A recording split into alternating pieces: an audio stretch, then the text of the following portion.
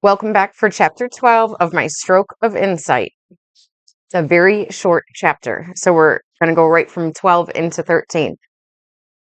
That's so 12. Stereotactic craniotomy. At 6 on the morning of December 27th, 1996, flanked on either side by Gigi and Kelly, I marched into Massachusetts General Hospital to have my head cut open. When I think about courage, I think about that morning. I have had long blonde hair since I was a little girl. The last thing I remember saying to Dr. Ogilvy before he injected me with some meds was, "Hey, Doc, I'm 37 and single. Please don't leave me totally bald." On that note, he knocked me out. Gigi and Kelly were quite upset with how long surgery lasted. It was late in the afternoon before word finally got to them that I was in the recovery room. Upon awakening, I realized that I felt different now. There was brightness in my spirit again, and I felt happy. Up to this point, my emotions had been relatively flat. I had been observing the world, but not really engaging with it emotionally. I had missed my childlike enthusiasm since the hemorrhage and was relieved to feel like me again. I knew that whatever the future now held, I could face it with joy in my heart, and I would be all right. Shortly after awakening from surgery, I discovered that the left third of my head had been shaved. A 9-inch upside-down U-shaped scar running 3 inches up in front of my ear, 3 inches horizontally over my ear, and 3 inches down behind my ear was covered with an enormous patch of gauze. How nice of the good doctor to leave the right half of my head covered with hair. The moment Gigi arrived at my bedside, she blurted, "Say something." Her greatest fear, of course, was whether or not the surgeons had to take some of my language center neurons, rendering me mute. I was able to speak to her softly. We both welled up in tears. The surgery had been an absolute success. Here's a picture of Jill's 9-inch scar. Okay. She was cool back in 1996. You remember when women were starting to get their, like, one side of their head shaved? She was the starter of that trend. After the surgery, I stayed in the hospital for the next 5 days. For the first 48 hours, I begged to have bags of ice applied to my head. I don't know why, but my brain felt as though it were on fire, and the cold ice relieved the intense heat so I could sleep. My last night in the hospital was New Year's Eve. In the middle of the night, I sat up in the window, alone, watching the lights of downtown Boston. I wondered what the new year would bring. I pondered the irony of my experience, a brain scientist having a stroke. I celebrated the joy I felt and the lessons I had learned. I was touched by the daunting reality. I was a stroke survivor. Okay, that is page 114. So I want you to see that we are over halfway done with the book. This is what we have left, right? Less than 3 minutes. It is lightning and thundering and raining outside. It is gorgeous. I was going to read outside, but the rain had stopped, so maybe I will bring it back out there. All right, so let's move on to chapter 13. What I needed the most. Please note that I have created a list of recommendations for recovery as a synopsis of this chapter. This chapter's comments and recommendations for how I needed to be assessed and what I needed the most to recover. This list is located in appendices A and B and is available for your personal use. Recovery was a decision I had to make 1,000,000 times a day. Oh my gosh. And that's relevant in every day of your life. And you need to remember that, okay? We're all recovering from some sort of things that are still within us that happened a long time ago. So you need to understand that your emotions kind of get in the way of that when you're trying to recover from whatever. Okay. We can get into that at a later time, but I just want you to understand that there's real healing and recovery from a physical ailment that is, it's present on the outside, but we are doing that constantly from whatever we experience every single day of our lives. Recovery was a decision I had to make 1,000,000 times a day. Was I willing to put forth the effort to try? Was I willing to momentarily leave my newly found ecstatic bliss to try to understand or re-engage with something in the external world? Bottom line, was I willing to endure the agony of recovery? At this level of information processing, I was well aware of the difference between that which gave me pain versus that which gave me pleasure. Being out in the la-la land of my right hemisphere was enticing and wonderful. Trying to engage my left analytical mind was painful because it was a conscious decision for me to try. It was critically important that I would be surrounded by competent and attentive caregivers. Otherwise, frankly, I probably would not have bothered to make the effort. Okay, and that's why we end up spending hours playing Candy Crush and things like that, is because it really takes effort to build that side of your brain, and it's easier to just distract yourself with other things. All right. We all know it's true. We just like try to be in denial of it. In order for me to choose the chaos of recovery over the peaceful tranquility of the divine bliss that I had found in the absence of the judgment of my left mind, I had to reframe my perspective from why do I have to go back to why did I get to come to this place of silence? I realized that the blessing I had received from this experience was the knowledge that deep internal peace is accessible to anyone at any time. Okay, sorry. I thought I had maybe not turned on my camera and I was just reading for 5 minutes to myself. All right. I believe the experience of nirvana exists in the consciousness of our right hemisphere, and that at any moment we can choose to hook into that part of our brain with this awareness. I became excited about what a difference my recovery could make in the lives of others, not just those who were recovering from a brain trauma, but everyone with a brain. I imagined the world filled with happy and peaceful people. I became motivated to endure the agony I would have to face in the name of recovery. My stroke of insight would be peace is only a thought away. And all we have to do is access it. To access it is silence the voice of our dominating left mind. And that's like why people do plant medicine. It's because listen, it's not just the medicine. The medicine has to work with the hardware that you already have. The plant medicine is sort of like the software program that you're downloading for a period of time. But what it's doing is it's like shutting off the left side of your brain. Okay. So if you can learn to get there on your own, is like if you can get into your right mind or understand the way that your right mind benefits you as opposed to your left mind, you can choose. That's like what meditation is about. It's choosing to let go of the non-helpful thoughts when you are trying to get into a space of like meditation and accessing that part of the brain that sees like eternity in a moment instead of seeing how everything is time bound or numerically bound. Okay. Recovery, however you define it, is not something you do alone, and my recovery was completely influenced by everyone around me. I desperately needed people to treat me as though I would recover completely, right? That's why we have friends, regardless of whether it would take 3 months, 2 years, 20 years, or a lifetime. I needed people to have faith in my continued ability to learn, heal, and grow. The brain is a marvelously dynamic and ever-changing organ. My brain was thrilled with new stimulation, and when balanced with an adequate amount of sleep, it was capable of miraculous healing. I have heard doctors say, if you don't have your abilities back by 6 months after your stroke, then you won't get them back. Believe me, this is not true. I noticed significant improvement in my brain's ability to learn and function for 8 full years post-stroke, at which point I decided my mind and body were totally recovered. Scientists are well aware that the brain has tremendous ability to change its connections based upon its incoming stimulation. This plasticity of the brain underlies its ability to recover lost function. Just think about this for a moment, okay? If you are in a hypnotic state until the age of 7, and yet you can like learn how to do things after that, then of course you can learn, like you can just keep recovering and recovering and recovering and learning new things, all right? So just remember that when doctors are trying to tell you like your odds of recovery or like your odds of life expectancy if you've got something going on, all right. I think of the brain as a playground filled with lots of little children. All of these children are eager to please you and make you happy. What? You think I'm confusing children with puppies?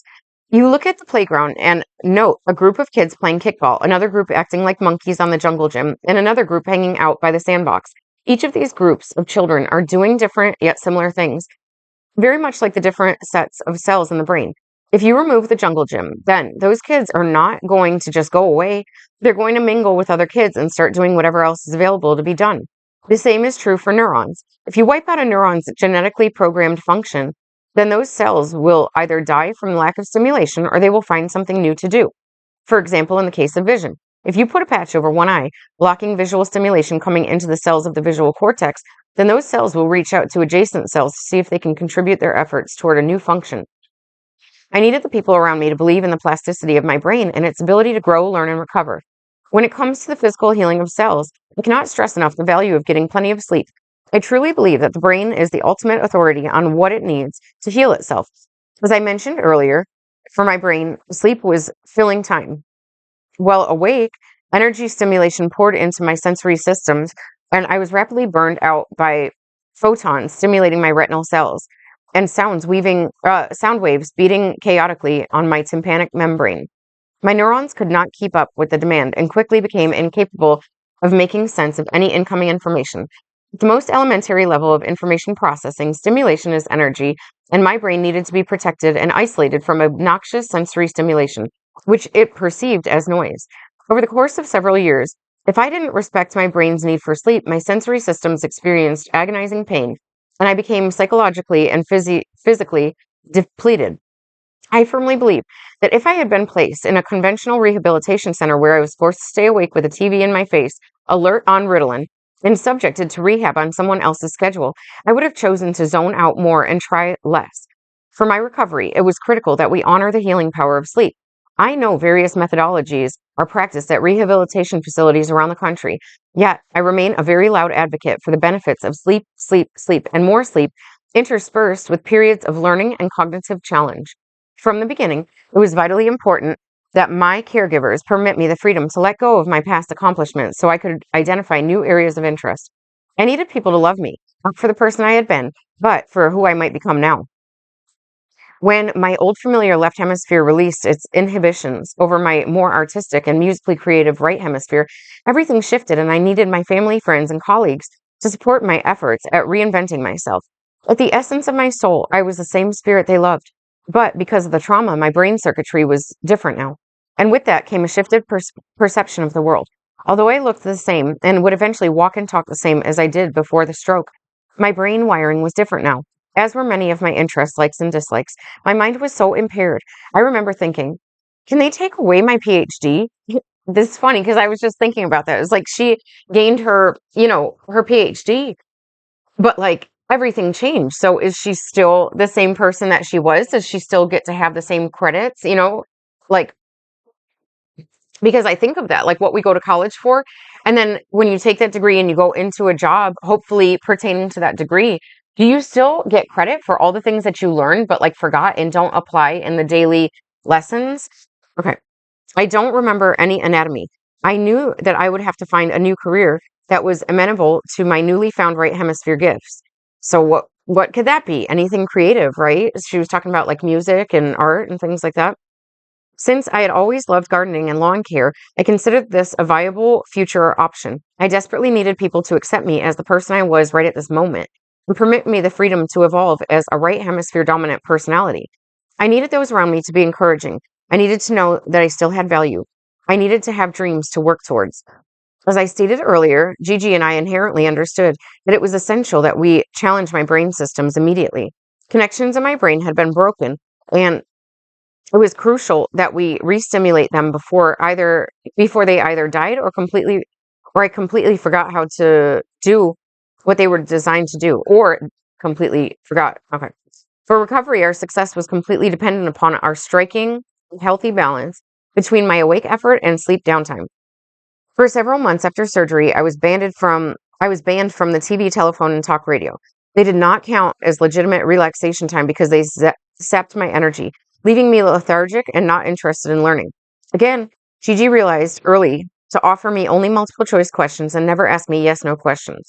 Forced choice demanded that I open old files and create new ones. Yes/no questions demanded no real thought, and Gigi rarely passed by a good opportunity to activate a neuron. Because my brain had lost its ability to think linearly, I had to relearn basic personal care, including how to dress myself. I needed to be taught to put my socks on before my shoes and why.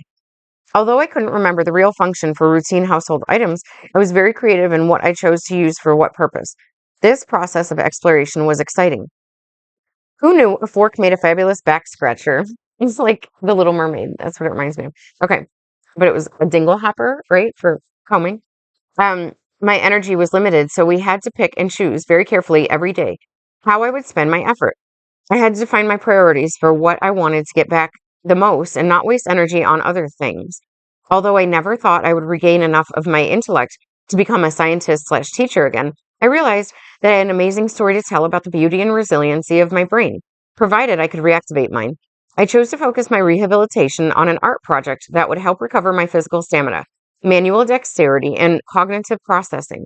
For this, I decided to create an anatomically correct stained glass brain. Whoa, so cool. See book cover. Step one required that I come up with a design.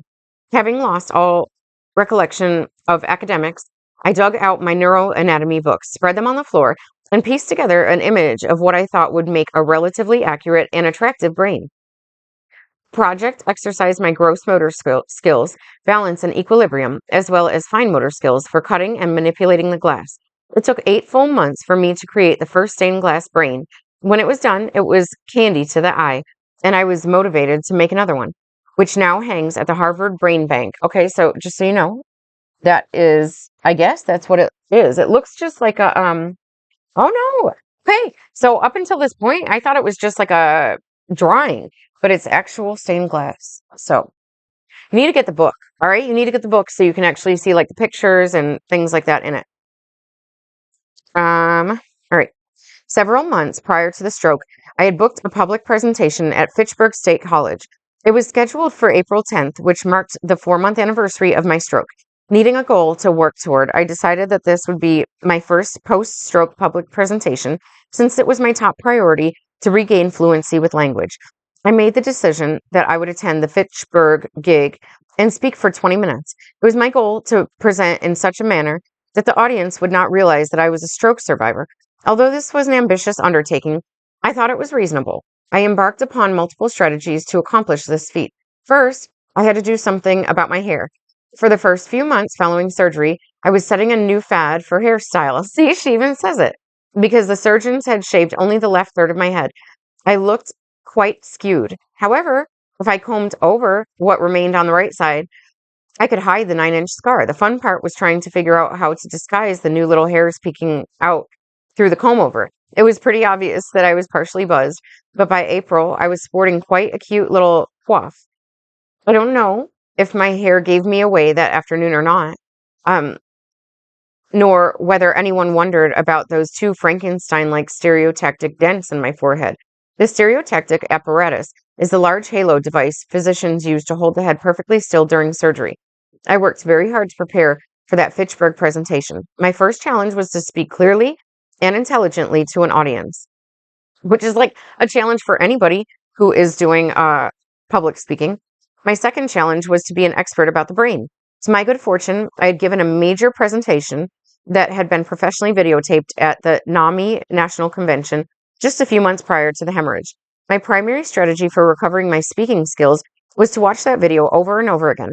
I studied how that woman, me, on stage, worked with a microphone. I watched how she held her head and body and how she walked across the stage. I listened to her voice, the melody of how she strung words together, and how altering her volume moved her audience. I learned how to do what she did by watching her. I learned how to be me again, how to act like me and walk and talk like me again by watching that video. As for the content and brain expert part, I learned a lot about the brain from the presentation, but I was no expert. The videotaped presentation itself was way too much information and way over my head. I had to wonder if that's what folks in my audience thought too. I did learn, however, how to pronounce those scientific words, and after repeated viewings, I understood the story she was telling. I really enjoyed learning about brain donation and silently wondered if Gigi would have donated my brain to science if I had died on the morning of the stroke. I laughed out loud every time I heard the brain bank jingle and felt pangs of grief that woman no longer existed. In the best style I could, I put together a 20-minute gig that I practiced day in and day out for more than a month. As long as no one interrupted me or asked any questions about the brain, I thought I could get by without anyone detecting signs of my recent stroke. Although I was rather robotic in my movements, I didn't miss a beat. And with my slides, and I walked away from Fitchburg feeling triumphant. Oh, I'm sorry. I didn't miss a beat with my slides and I walked away. Okay. Although I did not qualify for occupational or physical therapy, I spent significant time in speech therapy for 4 months following surgery. Speaking was less of a problem for me than reading. Gigi had already taught me the letters of the alphabet and the sounds that go with each of those squiggles. But stringing them together as words and then adding meaning was really more than my brain wanted to handle. Reading for comprehension was a disaster. When my first meeting with my speech therapist, Amy Rader, I was to read a story that had 23 facts in it. She had me read the story out loud and then answer her questions. Out of 23 questions, I scored 2 right. When I first started working with Amy, I could read the words out loud, but not attach any meaning to the sounds that came out of my mouth. Eventually, I could read one word at a time, attach a meaning to that sound, and then go on to the next word. I think a lot of the problem was that I could not attach one moment to the next or think linearly. As long as every moment existed in isolation, then I could not string ideas or words together. From the inside, I felt as though the reading part of my brain was all but dead. I was not interested in learning again. With the guidance of Amy and Gigi, week by week, I took the steps I needed in order to achieve my goals. It was very exciting because regaining vocabulary meant regaining some of the lost files in my brain. Just trying exhausted me, but slowly, word by hard-fought word, files were opened, and I was reintroduced to the life of the woman I had been. With Gigi patiently steering from the helm, I found my way back into the veiled crevices of my gray matter. For a successful recovery, it was important that we focus on my ability, not my disability. By celebrating my achievements every day, I stayed focused on how well I was doing. I made the choice that it didn't matter if I could walk or talk or even know my name. If all I was doing was breathing, then we celebrated that I was alive, and we breathed deeper together. If I stumbled, then we could celebrate what I was when I was upright. If I was drooling, we could celebrate swallowing. It was too easy. It was way too easy to focus on my disabilities because they were vast. I needed people to celebrate the triumphs I made every day because my successes, no matter how small, inspired me.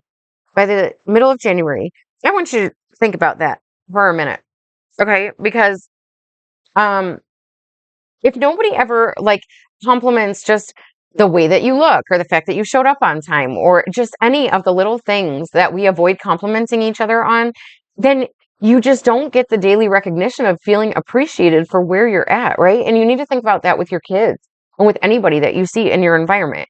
Giving people a compliment is never going to hurt them, though it may feel uncomfortable when people first start receiving compliments or when you first start giving them to people. There is an infinite capacity within you to give compliments, and all that does is create a little spark of positivity. It's like a ripple, right? Dropping a pebble into a body of water. It's like all you're doing is helping to balance the waves that are going on. Like you can create those higher ripples, all right? The upper waves. Let other people be responsible for those valleys, okay? But know that you're out there healing yourself and healing others just by giving little compliments for simple things, okay? All right. For a successful recovery, it was important that we focus on my ability, not my disability. By celebrating my achievements every day, I stayed focused. Oh, okay. By the middle of January, a few weeks after surgery, my left brain language center started to come back online and talk to me again. Although I really loved the bliss of a silent mind, I was relieved to know that my left brain had the potential to recover its internal dialogue. Up to this point, I had struggled desperately to think or to link my thoughts together and think across time. The linearity of internal dialogue helped build a foundation and structure for my thoughts. One of the fundamental secrets to my success was that I made the cognitive choice to stay out of my own way during the process of recovery. An attitude of gratitude goes a long way when it comes to physical and emotional healing. I enjoyed a lot of my recovery experiences as one process flowed naturally into another. I found that as my abilities increased, so did my perception of the world. Eventually, I was like a toddler wanting to go out and explore, as long as my mommy wasn't too far away. I tried a lot of new things, had a lot of successes, and tried some things that I wasn't ready for yet. But I made the choice to stay out of my own way emotionally, and that meant being very careful about my self-talk.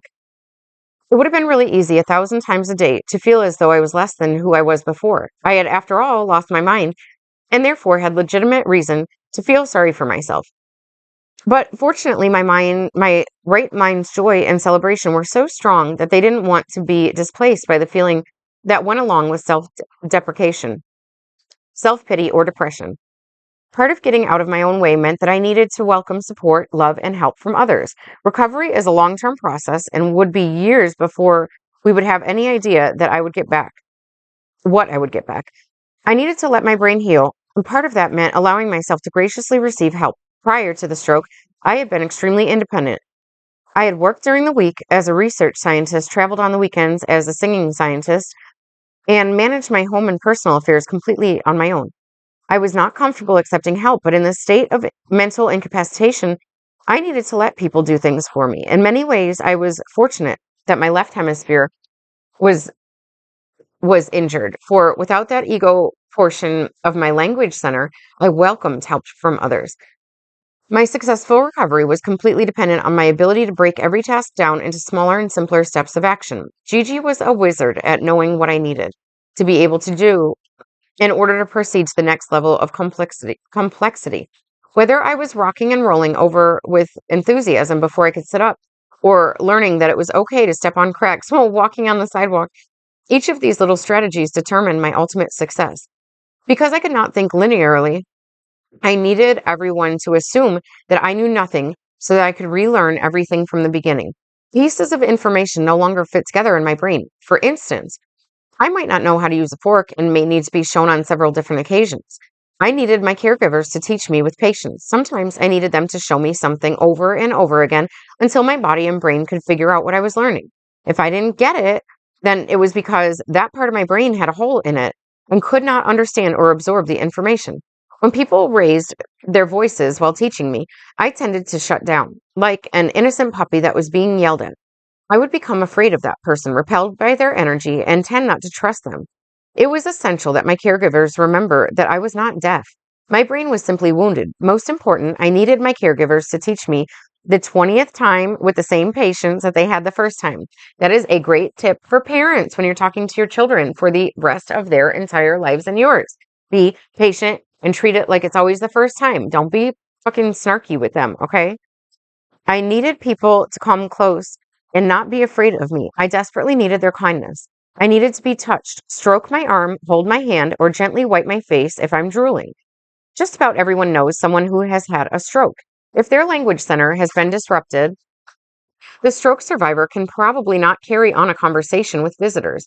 I know it can be very uncomfortable for a healthy person to try to communicate with someone who has had a stroke, but I needed my visitors to bring me their positive energy.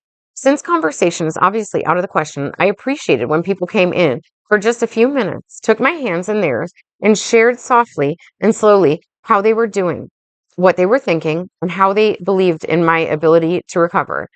It was very difficult for me to cope with people who came in with high anxious energy. I really needed people to take responsibility for the kind of energy they brought me. We encouraged everyone to soften their brow, open their heart, bring me their love. Extremely nervous, anxious, or angry people were counterproductive to my healing. What she's saying is talk to her like a child, treat her like a child. When children are learning how to walk or learning how to babble, we are so appreciative. We're so grateful for that. And we're so encouraging to them for that. But then when they're just like talking your ear off or like making loud noises, then you're like yelling at them. It's like they don't expect that. They expect to be encouraged for all the noises that they make because that's how we started out. That's how we program them. Okay. So you're creating confusion. All right. One of the greatest lessons I learned was how to feel the physical component of emotion. Okay. Physical component of emotion are not just nothing within inside of you. You might not be able to see them, but they're there. Joy was a feeling in my body. Peace was a feeling in my body. I thought it was interesting that I could feel when a new emotion was triggered. I could feel new emotions flood through me, and then release me. I had to learn new words to label these feeling experiences. And most remarkably, I learned that I had the power to choose whether to hook into a feeling and prolong its presence in my body or just let it quickly flow right out of me. I made my decisions based upon how things felt inside. There were certain emotions like anger, frustration, or fear that felt so uncomfortable when they surged through my body. So I told my brain that I didn't like that feeling and didn't want to hook into those neural loops. I learned that I could use my left mind through language to talk directly to my brain and tell it what I wanted and what I didn't want. Upon this realization, I knew I would never return to the personality I had been before.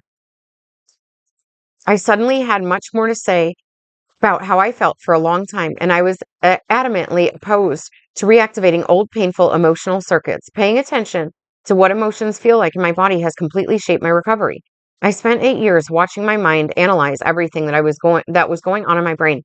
Each new day brought new challenges and insights.